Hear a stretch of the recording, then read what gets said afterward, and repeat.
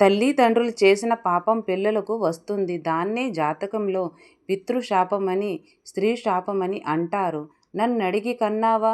కన్నప్పుడు భరించాలి అంటూ పిల్లలు అరవడం చూస్తుంటాము. అడిగి కనడం కాదు, వారిని తల్లిదండ్రులుగా నువ్వే ఎంచుకున్నావు. జీవుడు తన చేసిన కర్మ వల్లనే రాబోయే జన్మలో తన తల్లిదండ్రులను, కుటుంబాన్ని ఎంచుకుంటాడు. ఆ కుటుంబంలో ఎవరైనా స్త్రీలకు అన్యాయం చేస్తే స్త్రీ శాపం తగులుతుంది. అది రాబోయే తరాలకు సంక్రమిస్తుంది. సర్పాలను చంపినప్పుడు సర్పశాపం, పితృదేవతలకు శ్రద్ధ నిర్వహించినందువలన పితృశాపం సంక్రమిస్తాయి. వీటి కారణంగా జీవితంలో ఎదుగుదల ఉండదు, ఉద్యోగాలు రావు, వచ్చిన అభివృద్ధి ఉండదు, సంతానం కలగదు, వ్యాపారంలో నష్టం మొదలైనవి వస్తాయి. ఇవన్నీ పూర్వీకులు చేసిన కారణంగా తర్వాత తరం అనుభవిస్తుంది. అలాగే గురు గ్రహం యొక్క అనుగ్రహం లేనప్పుడు పిల్లలు జీవితంలో వృద్ధి ఉండదు. పిల్లలను చూసి తల్లిదండ్రులు బాధపడతారు.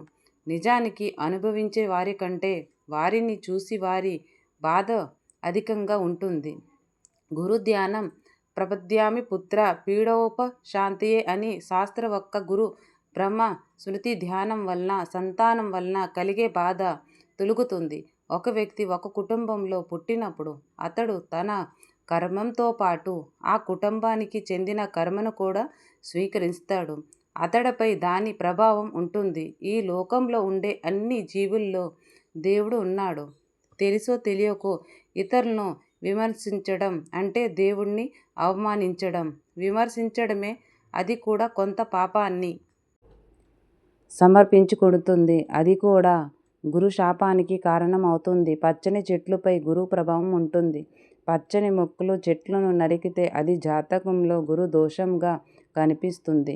కళ్ళ ముందే పిల్లలు మరణించడం, స్త్రీ సంతానం ఉంటే వారు వైధవ్యం పొందడం వంటివి జరుగుతాయి. అంటే ఆ పిల్ల పుట్టింట్లోనే కూర్చొని ఏడుస్తుంది.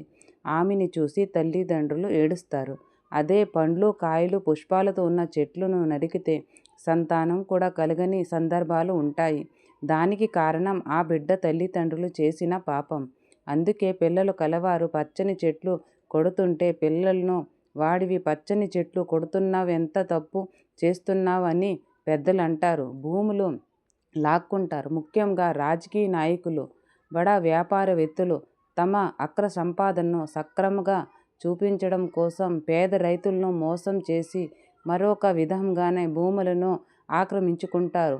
వ్యవసాయం మీద పన్ను లేదా కానుక ఆ భూమిలో పండిన ధాన్యంపై వచ్చిన ఆదాయంగా తమ అక్రమ సంపాదనను చూపి సక్రం చేసుకుంటారు. ఒక కుటుంబంలోని వారికి ఒక భూమి వంశపరంపరంగా సంక్రమించినప్పుడు దానికి పితృదేవతలు అనుగ్రహం ఉంటుంది. భూమిని బలవంతంగా లాక్కుంటే ఆ పితృదేవతలు ఏడుస్తారు. అది శాపంగా మారి లాక్కుని వారి కడుపు కొడుతుంది. వారి పిల్లలు అకాల మరణం చెందుతారు లేదా జీవచ్వాలుగా మిగిలిపోతారు. దీనికి కారణం ఆ తల్లిదండ్రులు చేసిన పాపం. అసలు మనం ఒక భూమిని కొనాలన్నా దానికి ముందు వెనుక బాగా ఆలోచించి యోగ్యులై ఒక భూమిని కొనే ముందు పితృదేవతలను సంప్రదిస్తారు. మీరు ఉచితంగా ఇస్తున్నా వారు తీసుకోరు. ఎందుకంటే తమ వారసులు అనుభవించకుండా భూములు అమ్ముకోవడం పితృదేవతలకు ఇష్టం ఉండదు. ఏ వ్యక్తి అయినా సంపాదించేది తన కోసం, తన పిల్లల కోసం. వారు బాగుండడం చూసి ఆనందించాలని అనుకుంటాడు. ఆ క్రమంలో అతడు అవినీతికి పాల్పడితే, ఇతరులకు ద్రోహం చేస్తే వారి ఏడుపు వీరికి శాపంగా మారుతుంది. ఆ అవినీతి పరులు బాధపడేది వారి పిల్లలకు హాని కలిగినప్పుడే. అందుకే వారి పిల్లలు అకాల మరణాలు కోల్పోతారు. ఇలా ఎన్నో రకాలుగా తల్లిదండ్రులు చేసిన పాపం పిల్లలకు సంక్రమిస్తుంది.